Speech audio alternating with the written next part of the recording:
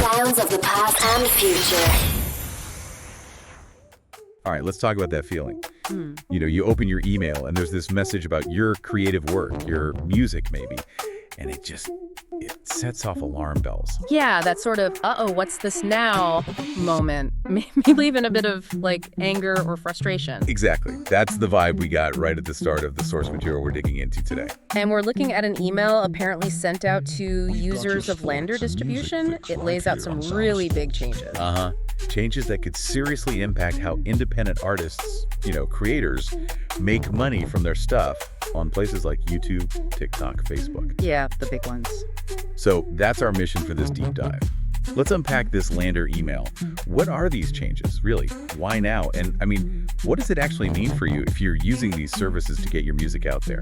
It's a good reminder of how fast things change online for creators, isn't it? You put your work out, you build something, and then bam, the rules for getting paid can just shift. Totally.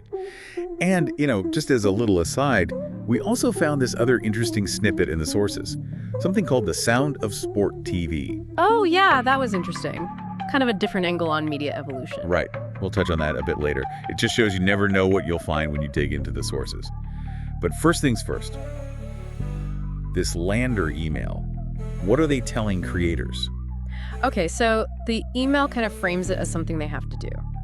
Lander says they need to align with new and stricter quality and eligibility requirements. Requirements from who? From their streaming and platform partners is how they put it. They say it's about, keeping their reputation good and making sure artists can still access these platforms through them. Okay, so Lander's saying, hey, it's not us, it's the big platforms, YouTube, TikTok, Meta, making us do this.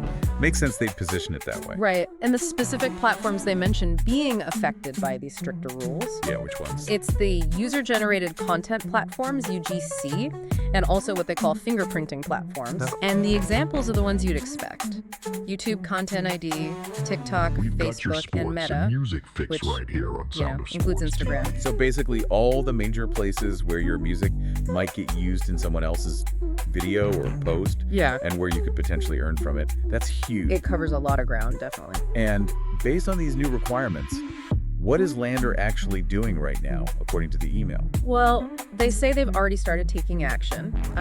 Removing content they identify as ineligible. Ineligible under the new rules, presumably. Right, or stuff flagged for potentially fraudulent activity.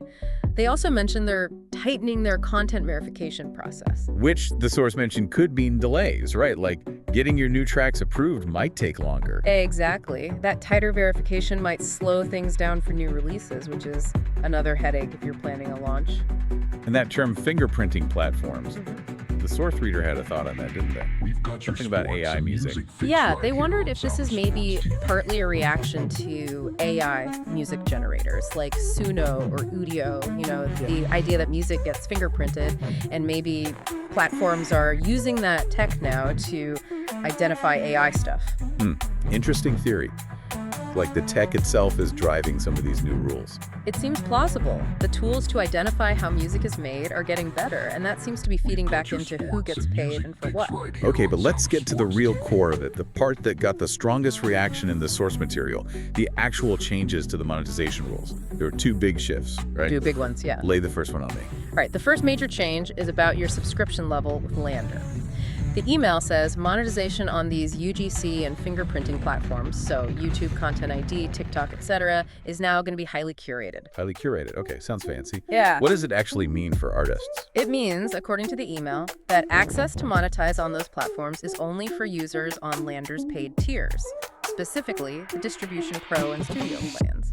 Wait, hang on. So if you're using their free plan, or even their basic paid plan, the distribution basic. Nope. Under these new rules, if you're on those lower tiers, you won't get access to monetization on YouTube, Content ID, TikTok, Facebook, or Instagram through Lander.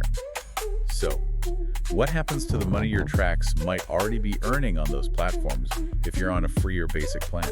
Well, the implication from the email is you'd need to upgrade your subscription to Pro or Studio to keep accessing that monetization. Oh, and the source reader's take on this was? Pretty strong reaction. Nice. They basically see it as Lander deciding to keep the money that was being earned by users on those lower tiers. Like the money's still coming in from YouTube or wherever, but Lander isn't passing it on unless you pay them more. And they compared it to something else happening in the music world. Exactly. They drew a direct line to that new Spotify rule, where a track needs 1,000 streams before it even qualifies for royalties. Right, the threshold rule. Yeah. The reader feels this is similar, another gate being put up. In Spotify's case, it's stream count. Here, it's how much you pay Lander each month or year. It feels like a barrier before you can access money your music might already be generating. It definitely sounds like it shifts the economics in Lander's favor, especially with lots of smaller artists on lower tiers. That seems to be the interpretation, yeah. Capturing that long tail of micro royalties. Okay, so that's shift number one. Pay more to Lander to get paid by YouTube, TikTok, and Meta. What's the second big rule change? This one's about the content itself, right? Correct. The email lists 2 kinds of content that may now be ineligible for monetization on these specific platforms. Okay, what's the first type? The first is content that is fully AI generated. Fully AI generated, okay. And the source reader's reaction to that? They called it very anti-AI artist. It's a clear signal, isn't it? Platforms and distributors are drawing lines around purely AI music for monetization. Seems like it. What's the second type of content now flagged as potentially ineligible? This one might hit even more people. It's content that contains non-exclusively licensed elements such as samples, beats, instrumentals that you do not exclusively own the rights to. Whoa, okay. Non-exclusively licensed elements. That sounds broad. What was the specific worry raised in the source about this? This is where the reader immediately brought up platforms like Splice. Ah, yeah. Millions of producers use Splice samples. Exactly. And the key thing is, those samples typically come with non-exclusive licenses, meaning you can use it, but so can anyone else who licenses it. Right. So under this new Lander rule, if you used a Splice loop, a beat you licensed non-exclusively, whatever, even if you built a whole track around it, that track would likely be ineligible for monetization on YouTube, Content AD, TikTok, Facebook, Instagram, if you're distributing through Lander. Wow, okay, that is huge.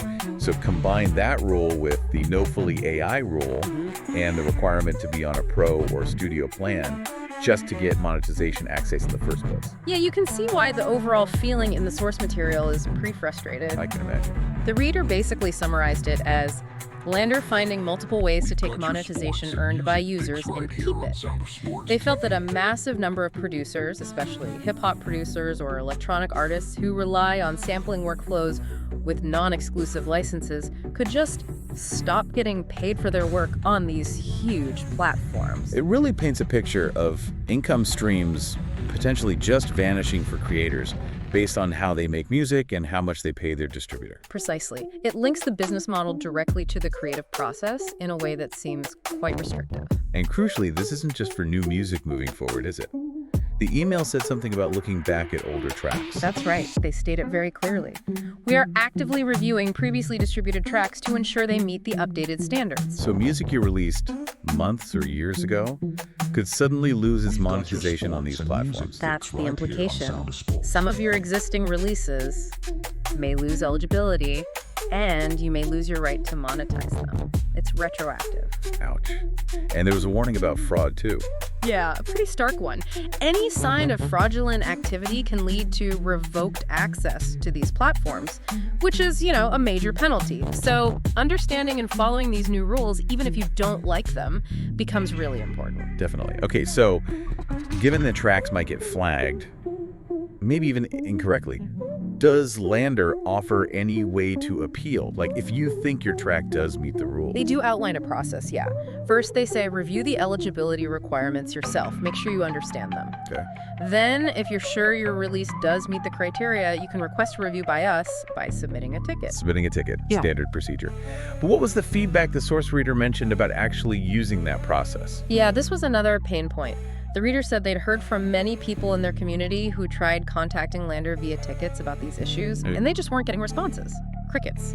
So while there's a formal review process on paper, the source suggests actually getting someone at Lander to look at your case and potentially overturn a decision might be really difficult. That makes a tough situation even tougher. Okay, so that really covers the main thrust of this Lander email. Big changes, potential income loss, questions about process. But like we mentioned earlier, there was that other interesting detail in the source material. Right, the sound of sport TV, completely different topic, but it popped up in the same batch of info. Yeah, the sound of sport TV. What did the source material actually say about it, just based on the description given? Well, it described it as a multimedia platform running 365 days a year. Okay, always on. And its main idea is apparently to blend sports and music seamlessly. Interesting combo. How does it do that? What kind of content? It apparently features a mix of AI anchors and human anchors. AI anchors. Okay. Yeah. And it delivers real-time sports updates, playlists curated by athletes, it embeds social media feeds, and gives insights into viral sports moments. Sounds like a constant stream trying to capture that intersection of sports fandom and music culture. Yeah. What's the goal? The stated goal is keeping fans engaged, offering an always-on experience for people really into sports. It's designed to be this continuous feed hitting different aspects of that lifestyle. And it mentioned some pillars, right? Like categories of content. It did. Formal, social, comical, educational, and musical. So trying to cover all the bases, serious talk, fun stuff, learning, music. Exactly. A diverse mix, all under that sports umbrella. It's just, another sign of how media is experimenting, blending topics, using AI in presentation, totally separate from the Lander monetization rules, but part of the same evolving digital landscape. It is fascinating that both things were in the same source pile. One showing the tightening rules of the current creator economy, the other showing a potential new type of media platform emerging. Yeah, it really highlights the flux from different directions, doesn't it? How you get paid is changing, and what you might be watching or listening to is changing too. So let's bring it back home to the Lander situation. The core message seems to be, if you use Lander, the rules for getting your music monetized on places like YouTube, TikTok, Instagram, they just got a lot stricter. Definitely, significantly tighter. Your income could be affected based on what subscription plan you pay for, or whether your music is AI generated, or if you used common non-exclusive samples. And like we talked about, this probably isn't just a Lander thing in isolation, right? It feels like part of a bigger trend. It does seem that way. Platforms are getting more specific about what they'll monetize, especially around AI and licensing, and distributors are having to pass those rules down or maybe adding their own layers like the subscription tiers. Puts distributors in a tricky spot, maybe, between the platforms and their own users. Could be.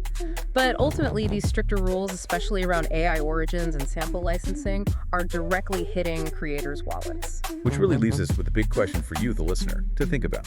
As these platforms and the companies distributing to them keep tightening the screws on rules about AI, about licensing, who qualifies for monetization based on subscription fees, what does that mean for creative freedom?